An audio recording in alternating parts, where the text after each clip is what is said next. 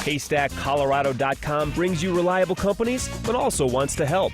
If you have a complaint about any company or business, send us a message through the help box right on the homepage of HaystackColorado.com. Haystack Help is made possible by Denver Suzuki, Colorado's #1 Suzuki dealer. Welcome back. If a loved one becomes unable to handle day-to-day financial or medical affairs, someone may have to step in to take care of things. If the incapacitated person planned ahead and signed durable powers of attorney for finances and health care, the person named in those documents can take charge. Attorney John R. Phillips can help you make all the necessary plans for the future. Attorney John R. Phillips is here to talk about guardianships and conservatorships. Thank you for being here. Thank you, Chris. And like we do with every company that we have on Haystack TV and HaystackColorado.com, we do background checks. So I'm going to tell our viewers what we found out about your company. We found that you're a member of the National Academy of Elder Law Attorneys. R Phillips Associates also belongs to the AARP Legal Services Network, and you are Better Business Bureau accredited with an A+ rating. And since we're going to be talking about guardianships and conservatorships, we should first address, what are they? Because I bet a lot of people really don't know what they are. Essentially, Chris, what this is the system that we've set up in our society through the courts to be able to manage the affairs of people who can't manage themselves. On one end, you've got minor children. Now, you have minor children. Yes. If all of a sudden they were to receive an inheritance from a grandparent directly to them, well, they legally can't take that money. Okay. They have to have somebody that can take it forward. So you have to set up through the courts a conservatorship so that money is managed for them and to make sure that nobody exploits their money and takes it away. The other end, you're in part of the sandwich generation, your parents. Now, if one of them becomes elderly, or your grandparents, you'll come to Alzheimer's, stroke, or just senile dementia, traffic accident, and they can't manage their financial affairs, they can't make good decisions for themselves. Who's going to make the decision? How do we determine, is it you, your brother, your sister, someone else gets that to make the decision? So the system through our court system, and this is generally called sometimes living probate, it's the same courts that would deal with probate after somebody passes away, to be able to determine for someone who needs protection, who gets to make their decisions for them, both on the financial side and also on the medical.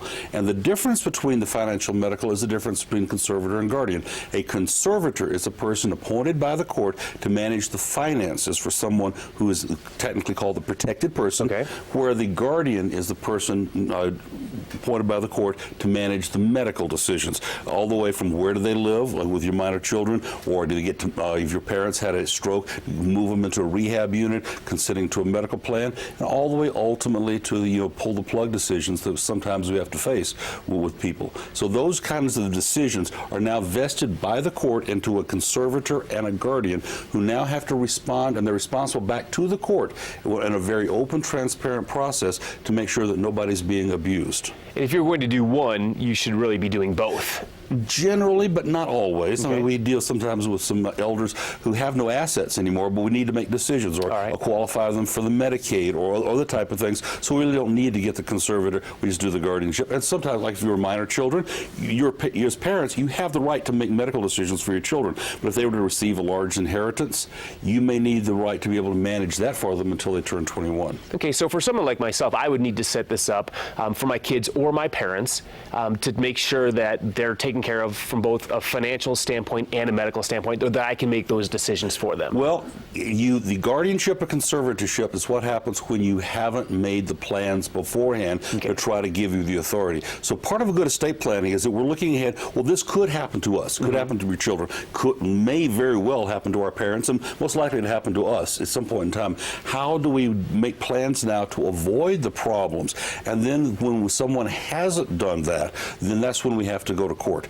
We've gone to court for people that had adult children that had a traffic accident and they were in intensive care, and no one had the legal right to move them into a rehab or make decisions. We'll have to go to court. That can be solved fairly easy. The ways we avoid going to have the conservatorship and guardianship is, number one, powers of attorney. Everyone over the age of 18 should have powers of attorney, so they name someone, spouse, sibling, parent, someone to make decisions for them in the event of of a medical emergency or financial situation.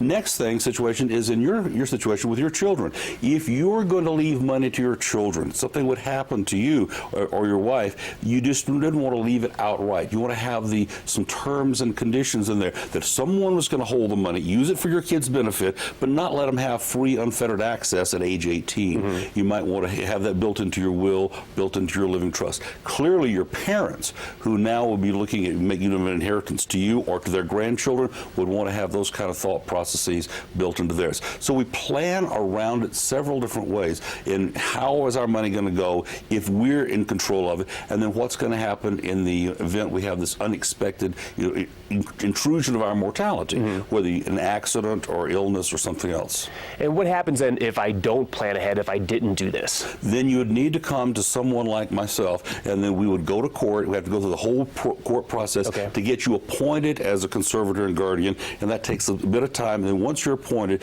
then we have to have an annual reporting to the court so the court knows that you've been doing it correctly. Well, it really sounds like you should take care of this on the front end so you don't have to worry about it on the back end. It's probably a lot less expensive and a lot less painful. Oh, absolutely. Vaccines are always less expensive than trying to cure a disease. But if you have the disease, we do have the methodology to be able to take care of it. Okay, perfect. Well, I'm going to tell people how they can get a hold of you. This is, again, great information. You always give us great information. I'll tell everyone how they can get a hold of you to plan right now for the future. Thanks so much for being here. Take care.